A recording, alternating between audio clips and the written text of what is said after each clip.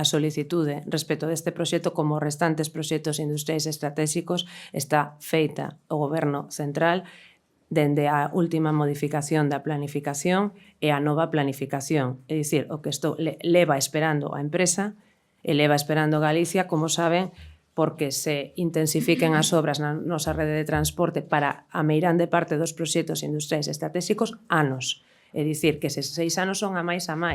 O que digo é que agora mesmo xa non sei cal é a cuestión que precisa o Estado para incorporar ou non a subestación.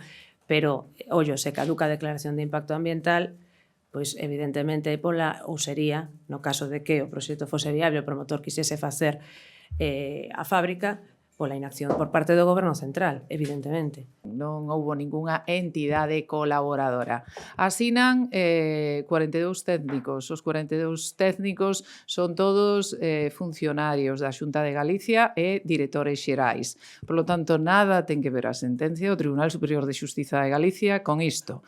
Aquí tamén teño que dicir que nesa sentencia non se recurre íntegramente, sino que se recurre a algúns artigos en concreto. Pero total tranquilidade nesta día en todas as días que, como digo, son unha media de 220 e no día de hoxe saen 3. Non hai ningunha entidade colaboradora dende o punto de vista medioambiental. Existen as entidades colaboradoras a nivel urbanístico, ITVs, existen as entidades colaboradoras no País Vasco, en Cataluña, en Madrid. Bueno, aquí parece ser que hai que facer algunha aclaratoria ao Tribunal Superior de Xustiza de Galicia, pero non hai nada que poña en dúbida esta día.